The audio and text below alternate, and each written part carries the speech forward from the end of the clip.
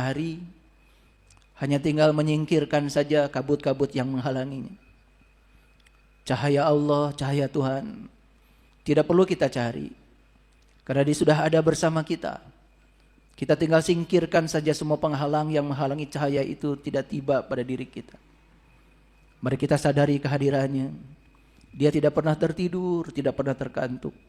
Senantiasa menumpahkan cinta kasih-Nya, memenuhi segala kebutuhan kita. Walaupun Dia tidak selalu memenuhi keinginan kita. Karena apa yang kita inginkan belum tentu yang terbaik bagi kita. Mari kita mohon ridho-Nya, mohon berkah-Nya. Semoga kehadiran kita di tempat ini menjadi syafaat bagi kita. Ilmu yang akan didapat bisa menolong diri kita, memperbaiki kualitas hidup kita, menyehatkan spiritual kita, menyehatkan intuisi kita, menyehatkan mental kita, menyehatkan tubuh energi kita, menyehatkan tubuh fisik kita. Dengan kelebutan dan cinta, mari kita sapa asmanya dengan membaca basmalah. Bismillahirrahmanirrahim. Para sahabatku, ini adalah pertemuan pertama setelah kita menyelesaikan ritual ibadah yang bernama saum, puasa di bulan suci Ramadan. Dan banyak yang mengklaim kalau Idul Fitri itu katanya hari kemenangan. Ya tentu saja itu tidak salah. Tapi lebih bagus kalau kita bertanya pada diri kita. Kalau Idul Fitri itu hari kemenangan, kita ini sudah menang apa? Dan kita ini sudah berhasil mengalahkan apa? Mengalahkan siapa? Itu pertanyaan mendasar kalau bagi saya. Karena kalau menurut Al-Quran, orang yang mendapatkan kemenangan itu ada cirinya. Kelihatan. Liyudkhilal mu'minin wal mu'minat jannatin tajri min tahtihal anhar khalidina fiha wa yukaffiru anhum sayyiatihim wa kana zalika indallah fauzan azima. Jadi ucapan minal aidin wal faizin itu kan doa sebetulnya. Minal aidin artinya semoga kita termasuk orang yang kembali. Kembali kemana? Kembali pada jati diri kita. Kembali pada pusat kesadaran kita. Sehingga timbul pertanyaan, apakah kita ini sekarang sudah betul-betul kembali? Kembali menjadi jati diri kita yang asli. Bukan diri kita yang palsu. Bukan diri kita yang dikendalikan oleh ego. Tapi diri kita yang dikendalikan oleh kesadaran. Sudah kembali? Makanya jangan buru-buru mengatakan saya sudah memperoleh kemenangan, hari kemenangan. Menang dari apa? Kalau ada yang menang itu pasti ada yang kalah dong. Kalau kita menang berarti kita sudah mengalahkan siapa? Mengalahkan apa? Ada nggak pertanyaan seperti itu? Kata faizin itu dari kata fauzan, itu dalam bahasa Al-Quran. Itu di Quran surat Al-Fat. Surat Al-Fat itu surat yang menceritakan tentang keterbukaan. Ada Al-Fatihah, ada Al-Fat. Al-Fatihah itu kunci pembukanya, Al-Fat itu hasilnya. Siapa yang sudah bisa menggunakan Al-Fatihah sebagai kunci pembuka untuk membuka ketertutupan dirinya, maka begitu dia keluar dari ketertutupan dirinya, dari penjara yang dibuat oleh dirinya sendiri, maka saat dia keluar, memasuki situasi baru, menjadi orang yang terbuka. Terbuka terhadap kebenaran, terbuka terhadap saran, terbuka terhadap kritik, terbuka terhadap ilmu baru, terbuka terhadap pemikiran baru, terbuka terhadap kehidupan baru. Itulah yang disebut dengan Al-Fat. Makanya di Quran surat Al-Fat, sebelum sampai pada ayat liyudkhilal mu'minin wal mu'minat jannatin tajri min tahtihal anhar khalidiyan fiha wa yukaffiru anhum sayyiatihim wa kana zalila indallahi fauzan azima. Sebelum sampai di situ, ada beberapa syarat yang harus dicapai. Dan siapa orang yang dikatakan telah memperoleh kemenangan itu? Yang pertama, inna fatahna laka fathah mubina. Kata Allah, sesungguhnya aku telah memberikan keterbukaan kepadamu, yaitu keterbukaan yang nyata. Tanya pada diri kita. Kita sudah terbuka, menerima semua realitas kehidupan ini apa adanya? Sudah tidak ada penolakan lagi? Coba tanya pada diri kita. Bisa menerima pasangan kita apa adanya? Bisa menerima setiap orang apa adanya? Sudah tidak menghakimi orang lagi? Tidak protes lagi? Sudah bisa menyayangi setiap orang apa adanya? Sudah begitu belum? Ayo tanya. Sebelum masuk pada kajian ini, saya ngasih prolog sedikit. Inna fatahna laka fathah mubina liyaghfira lakallah ma taqaddama min dambik wa ma ta'akhir. Ciri orang yang memperoleh kemenangan yang kedua, dia itu diampunkan segala dosanya dari yang lalu maupun yang akan datang. Ini yang diceritakan cuma dua, masa lalu dan masa yang akan datang.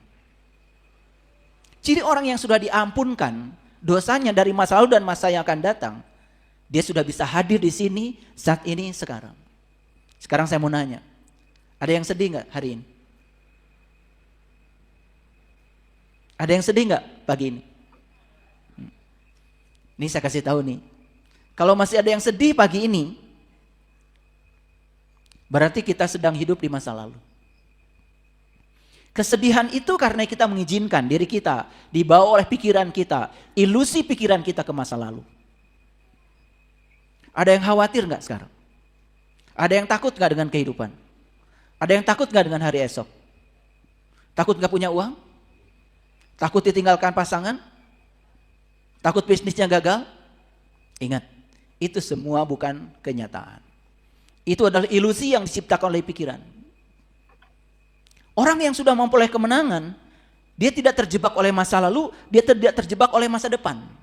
Dia hadir sepenuhnya di sini saat ini sekarang. Menerima saat ini sepenuhnya. Itu ciri yang kedua. Sudah memiliki nggak ciri yang kedua itu? Sudah? Keren kalau sudah. Ciri yang ketiga. Inna fatahna laka fathah mubina liyaghfira lakallah ma taqaddama min dambik wa ma ta'akhir wa yatimma ni'matahu 'alaika wa yahdiyaka siratan mustaqim. Dia disempurnakan nikmatnya oleh Allah dan dia selalu berada di jalan siratal mustaqim. Siapa orang yang disempurnakan nikmatnya? Orang yang disempurnakan nikmatnya adalah orang yang bisa melihat semua hal dalam hidup sebagai kesempurnaan. Tapi orang yang hari ini masih berpikir harusnya begini, harusnya begitu, itu orang yang sedang dijebak oleh ilusi pikirannya sendiri. Tapi orang yang bisa melihat apapun realitas yang terjadi, disukai, tidak disukai, disenangi, tidak disenangi, sudah tidak terjebak logika benar dan salah. Dia sudah bisa menerima semua hal apa adanya. Dan dia bisa melihat semua sebagai kesempurnaan apa adanya. Itulah orang yang sudah disempurnakan nikmatnya. Sudah begitu? Atau masih ada yang tidak disukai di sini? Masih ada protes? Masih? Seharusnya begini, seharusnya begitu masih? Tiba-tiba menyatakan diri memperoleh kemenangan begitu? Lucu ya. Kita menghabiskan begitu banyak waktu, energi, bahkan uang untuk merayakan hari raya Idul Fitri, pulang kampung, mudik, macet-macetan di jalan. Dan menurut seorang peneliti dari Belanda, tidak ada katanya di dunia bangsa yang memboroskan energi hanya untuk lebaran kecuali bangsa Indonesia. Bagi saya itu tidak masalah, itu hanya sekedar persepsi dari seorang peneliti. Tapi kalau kita bisa memanfaatkan momen ini untuk introspeksi diri. Momen ini untuk membaca diri. Tidak ada masalah. Sudah berapa tuh yang saya sampaikan? 3 ya. Yang pertama, sudah terbuka. Yang kedua, sudah bisa hadir di sini saat ini sekarang. Tidak terjebak masa lalu, tidak terjebak masa depan. Yang ketiga, sudah sempurna nikmatnya. Artinya sudah bisa menerima semua hal yang terjadi sebagai sebuah kesempurnaan ilahi. Yang keempat, wa yahdiyaka siratan mustaqima, dia selalu berada di jalan siratal mustaqim. Apa siratal mustaqim? Siratal ladzina an'amta alaihim. Jalannya orang-orang yang sudah memperoleh nikmat. Jalannya para nabi, para siddiqin, para syuhada dan orang-orang yang soleh. Itulah jalan siratal mustaqim. Sudah berada di situ?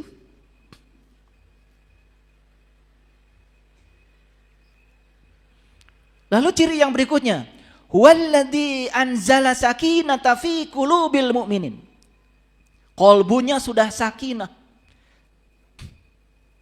Tahu sakinah? Sakinah itu sudah mati. Sudah seperti orang mati. Tahu orang mati? Orang mati itu sudah tidak bereaksi. Mau dimandikan pakai air panas, mau dimandikan pakai air dingin, mau dimandikan pakai air comberan, mau dikasih minyak herme, mau dikasih minyak duyung, tidak protes. Itu yang namanya sakinah, dari kata sukun. Sukun itu mati. Makanya kalau ba ketemu alif, ada fathah, itu ada tanda mati di atasnya. Ba-nya itu dibaca, ya, ba-nya dibaca tapi alifnya enggak. Tetapi ba-nya dibaca 2 harokat, ba, kan gitu. Jadi alif itu hanya membantu ba supaya dibaca panjang. Alifnya sendiri sudah mati karena ketemu sukun itu. Itu kalau belajar ilmu tajwid kan begitu. Jadi sakinah itu dari kata sukun. Sukun itu mati. Jadi sakinah itu artinya kita sudah bisa seperti orang mati, tidak bereaksi lagi. Saya mau nanya, kalau ada orang marah-marah sama kalian, bereaksi tidak? Jujur. Kalau ada yang tidak disukai, bereaksi tidak? Terus kalian mengatakan memperoleh kemenangan? Gak malu gitu? Itu karena tidak punya knowledge. Tidak punya knowledge, tidak punya pengetahuan untuk mengukurnya. Sembrono aja. Yang jadi ukuran apa? Saya sudah tamat baca Quran 30 juz. Itu ukuran yang pertama.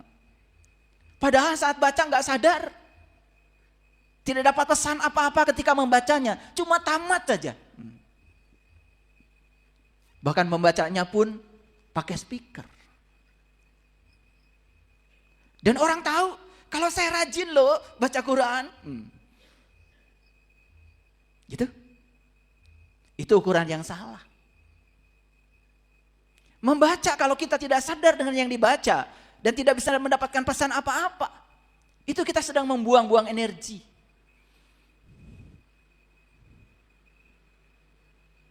Oh, saya tidak batal puasa selama 30 hari. Artinya tidak makan minum siang hari. Tapi marah masih? Kesel masih? Padahal puasa sendiri kan artinya upafasa. Upah itu metode, upaya. Fasa itu ketinggian, keluhuran. Upah fasa yang sebenarnya bukan tidak makan, tidak minum. Tapi upah fasa itu sebetulnya adalah menjaga diri supaya berada di kesadaran yang tinggi. Di frekuensi yang tinggi, di vibrasi yang tinggi. Kenapa? Karena frekuensi yang tinggi, vibrasi yang tinggi akan menarik semua yang sefrekuensi dengannya. Tidak makan, tidak minum itu hanya salah satu sebagian kecil dari upaya untuk meningkatkan kesadaran. Karena tidak makan, tidak minum itu kesadaran kita meningkat. Kita sudah punya pengalaman. Kalau kita makan terlalu banyak, minum terlalu banyak, ngantuk. Kesadaran kita menurun. Itu aja. Tapi apakah kita berani menggunakan ukuran yang disampaikan oleh Allah di Quran surat Al-Fat tadi? Berani? Sudah sakinah? Sudah sakinah? Sudah tidak bereaksi lagi? Ada orang yang sedang membicarakan orang lain, padahal orang lain yang dibicarakan juga tidak tahu, kenal juga tidak, suka ikut-ikutan. Ada orang yang tidak disukai, karena orang lain juga membencinya, dan kita ikut membencinya padahal kita tidak kenal, lalu membicarakannya sesuka hati kita. Masih seperti itu? Saya heran. Banyak orang yang menggunakan kain putih itu, tapi dia tidak mengerti warna putih itu apa sebetulnya. Warna putih itu secara fisika, itu yang disebut dengan warna polikromatik. Sinar matahari ini putih. Kalau sinar matahari ini dimasukkan ke prisma, maka sinar matahari yang putih ini akan terurai menjadi merah, kuning, jingga, ungu, hijau. Akan terbentuk 7 spektrum warna setidak-tidaknya. Ternyata di cahaya putih itu ada warna-warni.